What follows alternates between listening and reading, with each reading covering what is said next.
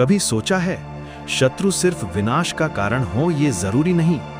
कई बार वही लोग जो तुम्हें गिराने निकले थे, ऊपर उठाने का साधन बन जाते हैं। जो व्यक्ति आज तुम्हारे खिलाफ बात कर रहा है, तुम्हें कमजोर समझकर नीचा दिखा रहा है, अगर कहा जाए कि वही व्यक्ति कल तुम्हारी सबसे बड़ी ताकत बन सकता है तो? जीवन में दो तरह के लोग मिलते हैं, एक जो तुम्हें सहारा देते हैं और दूसरे जो तुम्हें आग में झोंकते हैं। समझदार वही है जो सहारे से भी सीखता है और आग से भी। आज की शिक्षा बदले की नहीं, बुद्धि की है। शत्रु को मुक्का नहीं, माध्यम बनाकर उपयोग करना सीखना है। याद रखो, जो तुम्हें कम आंकते हैं वे तुम्हारे भीतर छिपी शक्ति को जगा सकते हैं। अगर तुम रोने की जगह जागना चुनो, टूटने की जगह तराशे जाने को स्वीकार करो। फर्क सिर्फ नजरिए का होता है। तुम शत्रु को बोझ मानते हो या अपने निर्माण की प्रक्रिया का हिस्सा। सोचकर देखो, जब कोई तुम्हारे पीछे बुरा बोलता है, तुम भीतर से टूट जाते हो या भीतर से जाग जाते हो? जब कोई तुम्हारा मजाक उड़ाता है, तुम चुप हो जाते हो या खुद को इतना निखार देते हो कि कल वही व्यक्ति चुप हो जाए? महान लोग शत्रु से डरते नहीं, उसका उपयोग करना सीखते हैं। इस वीडियो में तुम 11 ऐसे नियम सुनोगे जिनके बाद तुम शत्रु को पहले जैसा कभी नहीं देख पाओगे। ये नियम सिखाएंगे कैसे उनकी नफरत को अपनी ऊर्जा में बदलना है, कैसे उनकी चाल को अपनी प्रगति का रास्ता बनाना है और कैसे उनके वार को अपनी ढाल और अपने अस्त्र में रूपांतरित करना है। तो अगली कुछ मिनट बस एक काम करो, अपने मन से बदला शब्द हटाओ और उसकी जगह उन्नति लिख दो। क्योंकि आज से शत्रु तुम्हारे लिए समस्या नहीं, तुम्हारी यात्रा का वो कठोर गुरु बनने वाला है जो तुम्हें दर्द से नहीं, अनुशासन से महान बनाएगा। पहले ये कहानी सुनो। बहुत समय पहले तक्षशिला में एक युवा विद्यार्थी अपने गुरु चाणक्य से राजनीति और रणनीति की शिक्षा ले रहा था। वह हमेशा पूछता, गुरुदेव, शत्रु से कैसे बचें? शत्रु को कैसे मिटाएं? एक दिन चाणक्य उसे लेकर राजसभा के पास वाले बाग में गए। दूर से उन्होंने देखा, महल की दीवारों के पास उगने वाली घास बार बार काट दी जाती, लेकिन कुछ जिद्दी घास फिर भी सिर उठा लेती। चाणक्य मुस्कुराए और बोले, आज शत्रु की नहीं, घास की बात करेंगे। शिष्य हैरान हुआ, पर गुरुदेव, मैं तो राजनीति सीखने आया हूं। चाणक्य ने कहा, राजनीति वहीं से शुरू होती है जहां सामान्य व्यक्ति चीजों को अनदेखा कर देता है। उन्होंने संकेत किया, देखो, ये घास बार बार काटे जाने के बाद भी उग आती है। राजा इस घास को दुश्मन मानता है, इसलिए इसे मिटाने में समय, धन और मेहनत खर्च करता है। लेकिन अगर वही राजा इस घास का उपयोग रस्सी, चारे या कागज बनाने में करे, तो यही दुश्मन उसके काम आ जाएगा। अब जब तुमने चाणक्य की ये कहानी सुन ली, चलो अब देखते हैं वो 4 नियम जिनके जरिए तुम अपने दुश्मन को वैसे ही हथियार बना सकते हो जैसे चाणक्य ने अपने शत्रु को अपनी जीत का जरिया बना दिया। पहला नियम, सबसे बड़ा शत्रु भीतर का भाव। ज्यादातर लोग जिंदगी भर बाहर के दुश्मन खोजते रहते हैं, पड़ोसी, रिश्तेदार, बॉस, दोस्त, सोसाइटी। लेकिन असली युद्ध तो अंदर चल रहा होता है, गुस्सा, डर और अहंकार के साथ। यही 3 भाव ऐसे हैं जो दुश्मन से ज्यादा नुकसान पहुंचाते हैं, क्योंकि ये अंदर से डिसीजन बिगाड़ते हैं और बाहर की पूरी जिंदगी हिला देते हैं। गुस्सा, जो पल भर में बुद्धि जला देता है। गुरु की तरह सोचो, जब आदमी गुस्से में होता है तो सच नहीं देखता, बस चोट का जवाब ढूंढता है। गुस्सा वही आग है जो दुश्मन के लिए नहीं, पहले तुम्हारी अपनी शांति जला देता है। गुस्से में लिया गया निर्णय अक्सर पछतावे में बदल जाता है। गुस्सा तुम्हें वहां चोट मारने पर मजबूर करता है जहां से बाद में तुम ही कमजोर पड़ जाते हो, रिश्तों में, रेपुटेशन में या करियर में। मान लो ऑफिस में तुम्हारा एक सहकर्मी हमेशा तुम्हारी कमियां निकालता है, बार बार तुम्हें नीचा दिखाता है। एक दिन सबके सामने वो फिर ताना मार देता है, तुमसे तो ये काम कभी टाइम से होता ही नहीं। अगर तुम तुरंत गुस्से में आकर बोल दो, तुम हो कौन मुझे बोलने वाले, खुद का क्या किया है जिंदगी में, तो क्या होगा? बॉस के सामने तुम्हारी इमेज खराब, प्रोफेशनलिज्म टूट गया, कल को प्रमोशन का चांस भी कम हो सकता है। यानी बाहरी दुश्मन से पहले तुम्हारे अंदर का गुस्सा तुम्हारे करियर पर वार कर गया। अब गुरु दृष्टि से देखो, अगर उसी मोमेंट पर तुम अपने गुस्से को पकड़ लो, खुद से कहो गुस्सा बाद में भी किया जा सकता है, अभी मुझे अपना लेवल दिखाना है, तो तुम कामली जवाब दे सकते हो, शायद मेरी स्पीड कम हो लेकिन क्वालिटी मेरा फोकस है, मैं इसको भी इंप्रूव कर रहा हूं। फायदा क्या हुआ? तुम गुस्सा अंदर रखो, उसको फ्यूल बना लो, एक्स्ट्रा मेहनत, एक्स्ट्रा फोकस के लिए। लोगों को भी फर्क दिखेगा, ये बंदा प्रवोक होने पर भी काम रहता है। गुरु की भाषा में शत्रु का पहला वार तुम्हारे ऊपर नहीं, तुम्हारी बुद्धि पर होता है। जो व्यक्ति गुस्से के पहले सेकंड को पकड़ लेता है, वही आगे के 100 युद्ध जीतता है। डर, जो तुम्हें दुश्मन से पहले ही हरवा देता है। डर वही है जो तुम्हें कोशिश करने से रोक देता है। बहुत लोगों का असली दुश्मन कोई इंसान नहीं, बस ये विचार होता है कि अगर मैं फेल हो गया तो लोग क्या कहेंगे। डर तुम्हें छोटा रखता है, सेफ जोन में बंद रखता है। डर फ्यूचर की कल्पना से पैदा होता है, हकीकत से नहीं। उदाहरण, मान लो तुम्हें पब्लिक स्पीकिंग से डर लगता है और तुम्हारी क्लास या ऑफिस में एक ऐसा व्यक्ति है जो हमेशा तुम्हारा मजाक उड़ाता है। इससे मत बुलाओ, स्टेज पे जाके अटक जाएगा। अब 2 रास्ते हैं। डर के कारण तुम हर बार चांस ही छोड़ दो, तुम खुद ही अपने दुश्मन का काम आसान कर दोगे। वह बोलेगा ये कभी नहीं बोल सकता और तुम्हारा बिहेवियर उसकी बात प्रूव भी कर देगा। या फिर गुरु वाला दृष्टिकोण, तुम डर को मानो, छुपाओ नहीं। हाँ, मुझे डर लगता है लेकिन यही मेरी प्रैक्टिस का कारण बनेगा। छोटी गैदरिंग्स में बोलना शुरू करो, मिरर के सामने प्रैक्टिस करो, मोबाइल पे रिकॉर्ड करो। कुछ महीने बाद जब तुम कॉन्फिडेंट बोलने लगते हो तो क्या होता है? जो मजाक बन रहा था वही मोटिवेशन बन गया। जो डर दुश्मन था वही तुम्हारी ग्रोथ का हथियार बन गया। गुरु की बात याद रखो, जिस डर का सामना कर लिया जाए वो शत्रु नहीं रहता, वह फिर तुम्हारे अनुशासन का हिस्सा बन जाता है। अहंकार, जो सीखने के दरवाजे बंद कर देता है। अहंकार सबसे खतरनाक इसलिए क्योंकि ये तुम्हें कन्विंस कर देता है कि मैं तो पहले से बहुत ठीक हूं, मुझे बदलने की जरूरत नहीं। फिर चाहे दुश्मन सही बात भी कह दे, तुम उसे सिर्फ इंसल्ट समझकर रिजेक्ट कर देते हो। अहंकार कहता है मैं गलत नहीं हो सकता। बुद्धि कहती है हो सकता है मैं 90% सही हूं, लेकिन 10% पर भी काम कर सकता हूं। उदाहरण, कोई तुमसे कहता है तू हमेशा लेट आता है, कोई तुझ पर रिस्पॉन्सिबिलिटी कैसे ट्रस्ट करेगा। अगर अहंकार एक्टिव है तो तुरंत जवाब आएगा तू कौन होता है बोलने वाला, अपनी लाइफ देख पहले। लेकिन गुरु वाला दृष्टिकोण क्या कहता है? एक क्षण रुककर सोचना, क्या सच में मैं अक्सर लेट आता हूं? अगर हां, तो दुश्मन ने चाहे इंसल्ट के इंटेंशन से बोला हो, पर पॉइंट तो सही है। बस वहीं से चेंज शुरू, टाइम पे उठना, शेड्यूल बनाना, रिमाइंडर लगाना। अब देखो हुआ क्या?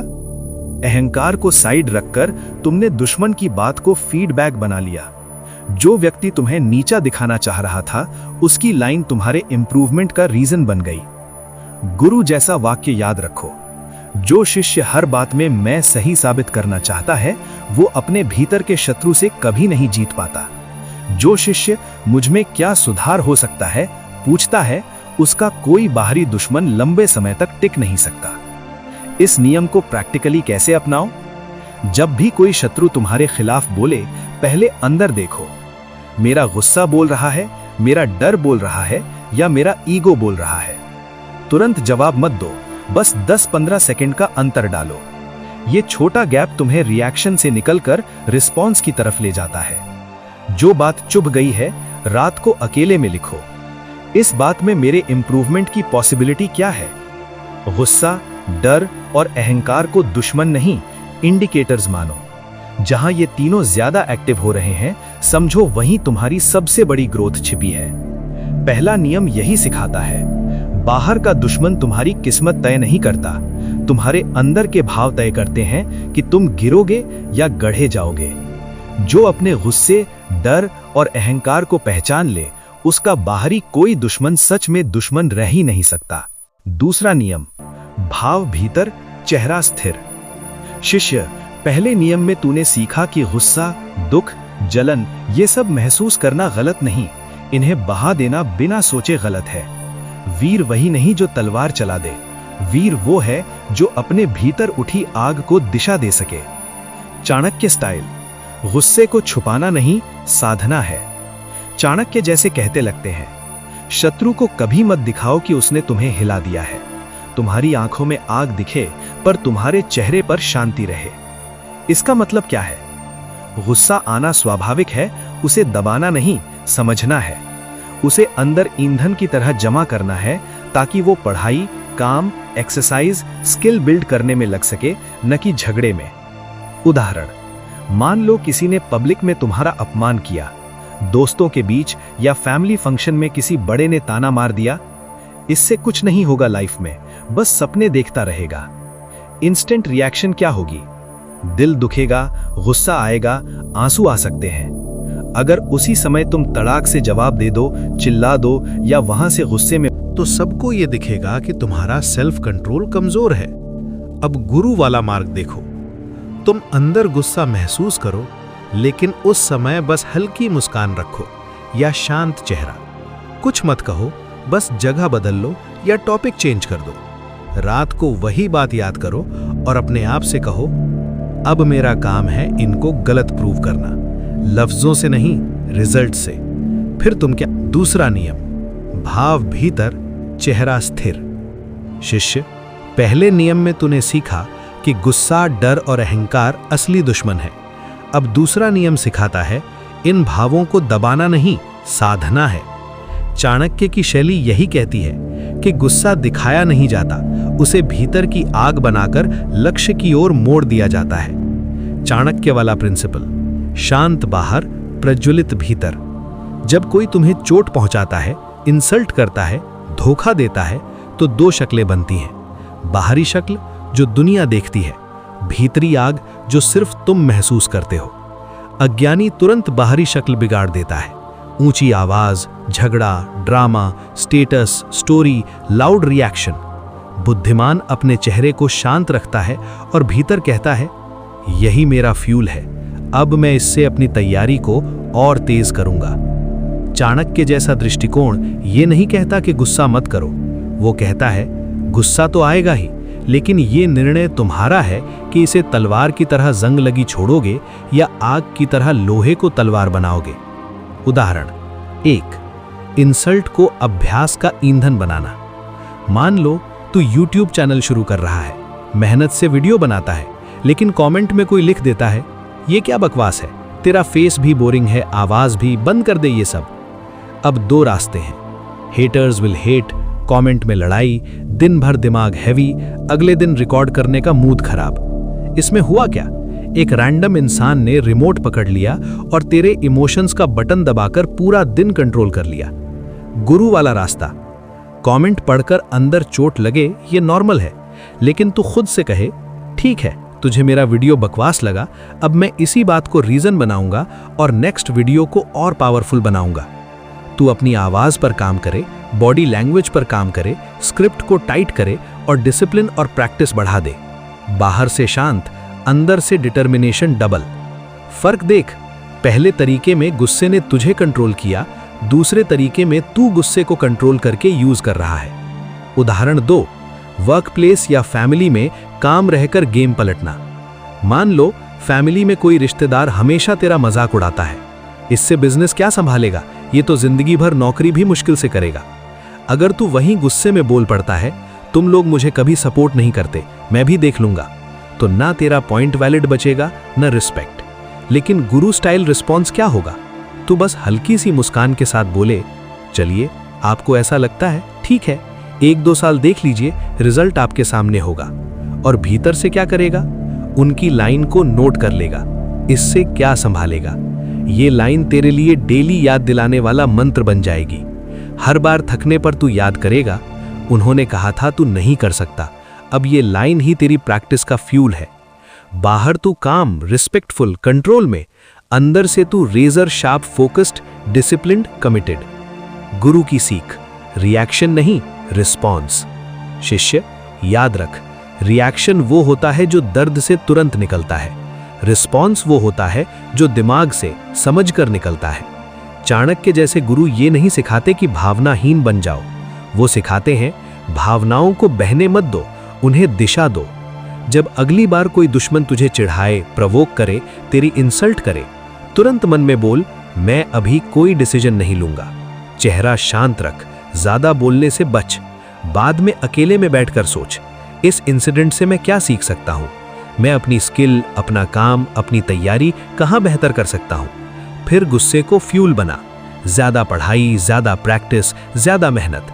गुरु वाक्य याद रखो, जो व्यक्ति दूसरों के सामने शांत रहकर भीतर आग जलाना सीख गया, दुनिया किस्मत का नाम लेगी, पर असल में जीत उसकी भावनाओं पर, उसके नियंत्रण की होगी।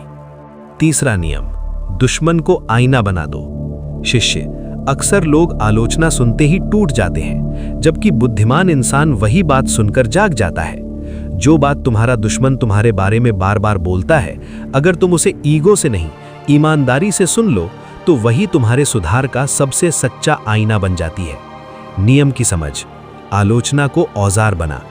गुरु की दृष्टि से देखो, दोस्त अक्सर बात घुमा के कहते हैं, तू ठीक ही तो है, टेंशन मत ले। लेकिन दुश्मन दिल में जो होता है सीधा मुंह पर फेंक देता है। कभी कभी ज्यादा, कभी गलत, लेकिन कई बार उसमें सच्चाई का टुकड़ा छुपा होता है। अगर तू हर क्रिटिसिज्म को बस इंसल्ट समझकर रिजेक्ट कर देगा, तो तू उसी आईने को तोड़ देगा जिसमें तेरी कमियां दिख रही थीं। पर अगर तू सोचे कि इस लाइन में मेरी सुधार की पॉसिबिलिटी क्या है, तभी दुश्मन सच में हथियार बनता है। उदाहरण, स्किल अपग्रेड। मान लो तू प्रेजेंटेशन देता है, यूट्यूब वीडियो बनाता है या किसी मीटिंग में बोलता है। कोई दुश्मन टाइप इंसान ताना मारता है, इसकी बोलने की स्टाइल ही बकवास है, कोई एनर्जी नहीं, लोग बोर हो जाते हैं। अब एक्टिव है तो तू तुरंत सोचेगा, इसको क्या पता मैं कितनी मेहनत करता हूं। लेकिन गुरु वाला तरीका यह है, 1 मिनट के लिए शांत दिमाग से सोच, क्या मेरे बोलने में सच में एनर्जी कम है? क्या मैं मोनोटोनस हो जाता हूं? क्या मैं ऑडियंस से आई कांटेक्ट नहीं बनाता? अगर हां, तो बस वहीं से इंप्रूवमेंट शुरू। रोज के 10-15 मिनट मिरर के सामने बोलने की प्रैक्टिस, अपनी रिकॉर्डिंग सुनना, कहां फ्लैट लग रहे हो नोट करना, थोड़ा वॉइस मॉड्यूलेशन सीखना, हाथों का सही यूज सीखना। अब हुआ क्या? दुश्मन ने तुझे गिराने के इरादे से जो लाइन बोली थी, तूने उसको अपना फ्री कोचिंग पॉइंट बना लिया। आज वही क्रिटिसिज्म तेरी बोलने की स्किल सुधार रहा है। गुरु वाक्य, जो व्यक्ति शत्रु की कठोर वाणी में भी अपना पाठ ढूंढ ले, उसे दुनिया में कोई नहीं रोक सकता। उदाहरण 2, बॉडी या हेल्थ पर ताना।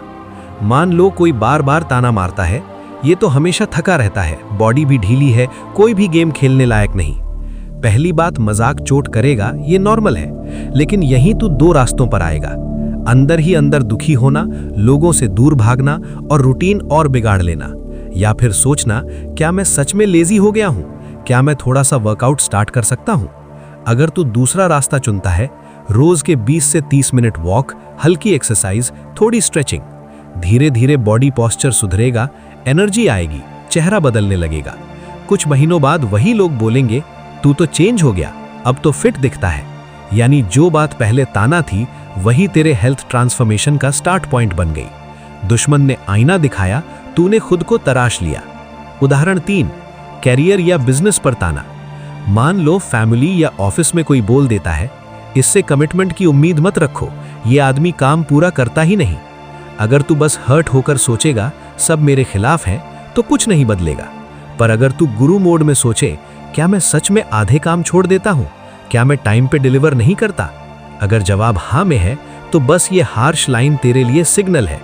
अब तू छोटी छोटी टू डू लिस्ट बनाता है, एक काम पकड़ता है, खत्म करे बिना दूसरा स्टार्ट नहीं करता, डेडलाइंस लिख कर रखता है, रिमाइंडर लगाता है। कुछ समय बाद लोग तेरे बारे में नया सेंटेंस बोलेंगे, इससे काम दो, ये टाइम पे कंप्लीट करेगा। यानी दुश्मन की पुरानी लाइन तेरा नया पहचान बदल देती है। व्यावहारिक तरीका, दुश्मन को आईना कैसे बनाओ? जब कोई क्रिटिसाइज करे, पहले चुप रहो, तुरंत जस्टिफाई मत करो, एक्सप्लेन मत करो, बस सुन लो। बाद में अकेले में 3 सवाल लिखो। ये बात मुझे कहाँ चुभी? इसमें कितना प्रतिशत सच हो सकता है? मैं इस पॉइंट पे क्या छोटा सा प्रैक्टिकल सुधार स्टार्ट कर सकता हूँ? जो भी पैटर्न बार बार सुने जा रहे हो, जैसे लेट आना, इनकंसिस्टेंट होना, लेजीनेस, एटीट्यूड, इनको लिस्ट में लिखो। यही तुम्हारे असली इंप्रूवमेंट पॉइंट्स हैं। हर क्रिटिसिज्म को इंसल्ट नहीं, फ्री फीडबैक सेशन मानो, जिसका फीस तूने कुछ नहीं दिया, लेकिन गेन बहुत मिला। गुरु की गहरी बात याद रख, जो दोस्त सिर्फ तुम्हें अच्छा अच्छा सुनाए वो तुम्हें आराम देता है। जो दुश्मन तुम्हारी कमियों पर वार करे, अगर तुम समझदार हो तो वही तुम्हें महान बनाता है। फर्क बस इतना है, तुम उसकी बात को जहर मानते हो या दवा। तीसरा नियम यही कहता है शिष्य, दुश्मन को हटाने से पहले उसे एक बार आईने की तरह देख तो लो। हो सकता है जो बात तुम्हें सबसे ज्यादा बुरी लगी वहीं से तुम्हारी जिंदगी का सबसे बड़ा सुधार शुरू हो। चौथा नियम, संगठन तुम्हारा अदृश्य कवच। शिष्य, अकेला इंसान जितना भी बुद्धिमान हो हमेशा कमजोर पड़ सकता है, लेकिन सही लोगों से जुड़ा इंसान औसत होते हुए भी बहुत आगे निकल जाता है। दुश्मन तब सबसे ज्यादा तंग करता है जब उसे पता हो कि तुम अकेले हो, तुम्हारे पीछे कोई खड़ा नहीं। नियम की जड़, किसके साथ खड़े हो। गुरु की नजर से देखो, जिंदगी में दो चीजें बहुत महत्वपूर्ण हैं, तुम किसके खिलाफ हो और उससे भी ज्यादा तुम किसके साथ हो। स्ट्रॉन्ग अलायंसेस का मतलब ये नहीं कि तू ग्रुपिज्म करे, पॉलिटिक्स करे। इसका मतलब है ऐसे लोगों से जुड़ना जो तुझसे बेटर सोचते हैं, तुझसे ज्यादा डिसिप्लिन्ड है और तू गिरने लगे तो तुझे खींचकर ऊपर ला सके। जब तेरे आसपास ऐसे लोग होंगे तो दुश्मन का असर कम हो जाएगा, क्योंकि वो सिर्फ तुझे नहीं पूरे मजबूत घेरे को फेस करेगा। उदाहरण, कॉलेज या ऑफिस की राजनीति में। मान लो कॉलेज या ऑफिस में कोई इंसान है जो हमेशा तेरे खिलाफ छोटी मोटी प्लानिंग करता रहता है। टीचर या बॉस के सामने बदनाम करना, गलत बातें फैलाना, ग्रुप से आइसोलेट करना। अगर तू अकेला है, किसी से मिक्स नहीं होता, सबसे कट कर रहता है, तो ऐसे दुश्मन का काम आसान है। जो कहानी वो बोलेगा लोग मान लेंगे, क्योंकि उनके पास तेरी असली इमेज का कोई संदर्भ नहीं है। लेकिन अगर तू कुछ सिंसियर लोगों से दोस्ती बनाए, जब तुम अपने अध्यापकों या अपने मालिक बॉस के साथ हमेशा आदर और शांति से व्यवहार करते हो, अपने हर प्रोजेक्ट और समूह कार्य में जिम्मेदारी लेकर काम पूरा करते हो, तो धीरे धीरे तुम्हारी एक मजबूत छवि बनती है। ये लड़का भरोसेमंद है, शांत है, काम को गंभीरता से लेता है। फिर होता क्या है, जब कोई शत्रु तुम्हारे बारे में झूठी बातें फैलाता है, तुम्हें बदनाम करने की कोशिश करता है, तो लोग तुरंत उस पर विश्वास नहीं करते। उनके मन में अपने आप प्रश्न उठता है, ये तो आमतौर पर शांत और जिम्मेदार रहता है, इसके बारे में ऐसा कैसे हो सकता है। यानी तुम्हारी जो सकारात्मक छवि तुमने रोज रोज के व्यवहार से बनाई, तुम्हारे गुरु, अध्यापक, मालिक और अच्छे लोगों के साथ जो सच्चा संबंध बनाया, वही सब मिलकर तुम्हारी ढाल बन जाते हैं। अब शत्रु सिर्फ तुमसे नहीं लड़ रहा होता, वो उन सब के भरोसे से भी टकरा रहा होता है जो तुम्हारे चरित्र पर विश्वास करते हैं। अब करियर और व्यवसाय की दुनिया को समझो शिष्य। मान लो तुम नया व्यवसाय शुरू करना चाहते हो या अपने करियर में तेजी से आगे बढ़ना चाहते हो, और उसी क्षेत्र में कुछ लोग हैं जो नहीं चाहते कि तुम ऊपर जाओ। वे अफवाहें फैलाते हैं, तुम्हारी डील्स रुकवाने की कोशिश करते हैं, तुम्हारा नाम खराब करने की योजना बनाते हैं। यदि तुम बिल्कुल अकेले चल रहे हो, न कोई मार्गदर्शक, मेंटोर, न कोई अनुभवी वरिष्ठ, न कोई मजबूत नेटवर्क, तो उनका एक छोटा सा वार भी तुम्हें हिला सकता है। लेकिन यदि तुमने किसी अनुभवी मार्गदर्शक से स्वयं को जोड़ा है, अपने क्षेत्र के कुछ सच्चे और ईमानदार लोगों से संबंध बनाए हैं, एक छोटा सा ऐसा समूह तैयार किया है जो तुम्हारे काम और नीयत को जानता है, तो जब कोई शत्रु तुम्हारी प्रतिष्ठा पर चोट करता है, यही लोग तुम्हारे चरित्र का प्रमाण बनकर सामने खड़े हो जाते हैं। वे साफ कहते हैं, हम इसे जानते हैं, ये ऐसा नहीं है, इसका काम, इसकी मेहनत हमने खुद देखी है। इस प्रकार मजबूत रिश्ते केवल भावनात्मक सहारा नहीं होते, वे तुम्हारी इज्जत के चारों ओर एक मजबूत कवच बन जाते हैं। अब असली बात समझो शिष्य, मजबूत लोगों से जुड़ने का अर्थ ये नहीं कि तुम उनकी चापलूसी करो या अपने आप को उनसे छोटा समझकर उनके आगे झुकते फिरो। इसका सच्चा अर्थ है, जहां लोग गिरावट की ओर जा रहे हों, चुगली, निंदा, समय की बर्बादी, नकारात्मकता, वहां से तुम थोड़ा दूर रहो, और जहां लोग उठ रहे हों, जो सीख रहे हों, मेहनत कर रहे हों, अनुशासन और विकास पर काम कर रहे हों, वहां जाकर अपने आप को जोड़ दो। स्मरण रखो, शत्रु हमेशा कमजोर कड़ी ढूंढता है। यदि तुम मन से टूटे हुए हो, अकेले हो और तुम्हारे पास कोई सहारा, कोई मार्गदर्शन नहीं, तो तुम उसके लिए सबसे आसान निशाना बन जाते हो। लेकिन जब तुम्हारे साथ एक समझदार मित्र हो जो गुस्से के समय तुम्हें संभाल सके, एक गुरु या मार्गदर्शक हो जो दिशा दे सके, और एक छोटा सा समूह हो जो सच में तुम्हारे साथ खड़ा हो सके, तब शत्रु को हर बार रुककर सोचना पड़ता है, अब ये लड़का अकेला नहीं है, इसे गिराना पहले जितना आसान नहीं रहा। अब इस ज्ञान को जीवन में उतारने का सरल तरीका सुनो शिष्य। सबसे पहले अपने आप से पूछो, मेरे सबसे करीबी 5 लोग कौन हैं? क्या ये लोग मुझे ऊपर उठा रहे हैं या नीचे गिरा रहे हैं? फिर कम से कम 1-2 ऐसे लोगों को ढूंढो जो तुम्हें सच्चाई से बात कह सकें, तुम्हारी गलती पर भी तुम्हारी हाँ में हाँ ना मिलाएं, और जिस क्षेत्र में तुम आगे बढ़ना चाहते हो उसमें तुमसे आगे हों। शत्रु के डर से अकेले मत पड़ो, बल्कि अपने अच्छे लोगों के घेरों को इतना मजबूत बनाओ कि जब वो तुम पर वार करे तो तुम नहीं बल्कि वो स्वयं अकेला महसूस करे।